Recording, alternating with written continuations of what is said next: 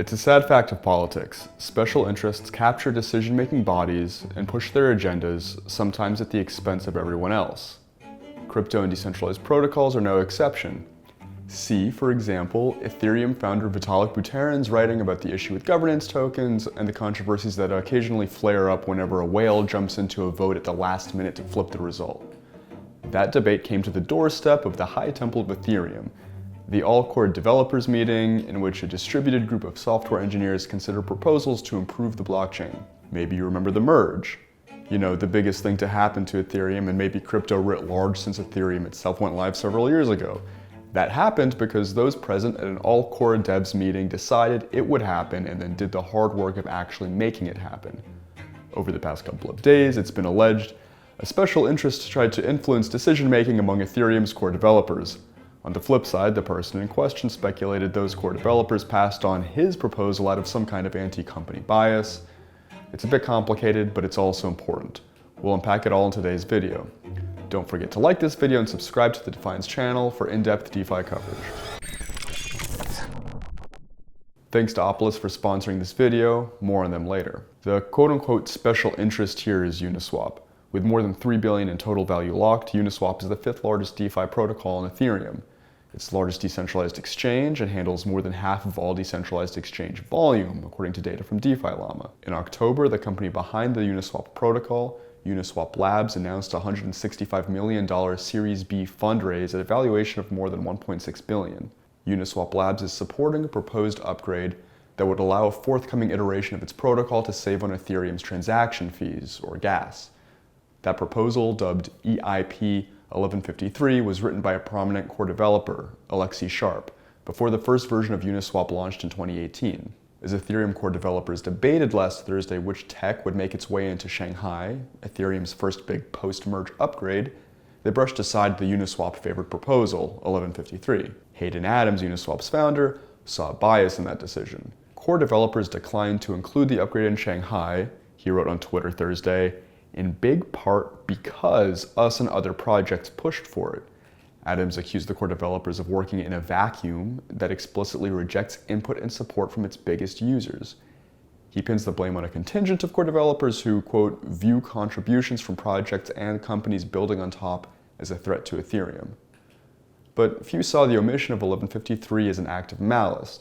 Dankrad Feist, a researcher at the nonprofit Ethereum Foundation, said core developers simply do not register what you want and recommended that the group find some way to gather input from the community on priorities. I think, he continued, this is less about sticking it to companies and more about being scared that their own contributions don't make it in. Meanwhile, Twitter user Light Clients told Uniswap to get in line, saying it just wasn't considered important enough. Others were less generous. Would the proposal, 1153, benefit anyone other than Uniswap?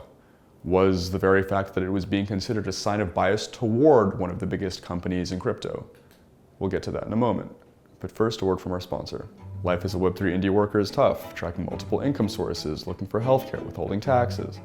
All waste time. Opolis is a digital employment co-op made for indie workers, by indie workers. Opolis provides pay stubs and annual W-2s for proof of employment and offers affordable group healthcare benefits.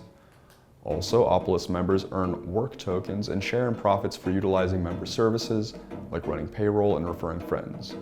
Intrigued? Learn more at opolis.co. Back to our story. Amid this debate, Scott Lewis, the founder of DeFi Pulse, suggested Uniswap had an unfair advantage in Ethereum governance. Ethereum governance is considering a rule change to give the next version of one of its biggest and most socially connected protocols a huge gas discount, he wrote. But with no good disclosures, we don't know how big the Uniswap V4 discount will be or how big a head start it's being gifted. Adam Cochran, a crypto influencer, said the proposal aims to solve a real problem, but does so in a problematic manner. To summarize his 24-tweet argument, this change would make it, quote, cheap for Uniswap users to spam a transaction on the network and risk other people paying that gas fee in a socialized way in times of peak demand.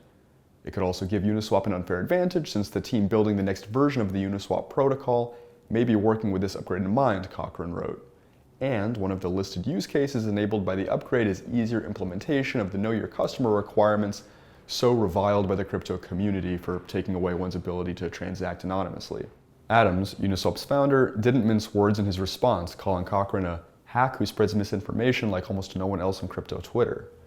After catching some flack for the unhelpful ad hominem, Adams pointed to an issue he took with Cochran's thread, the notion that the change would make it cheap to spam a transaction and socialize gas costs.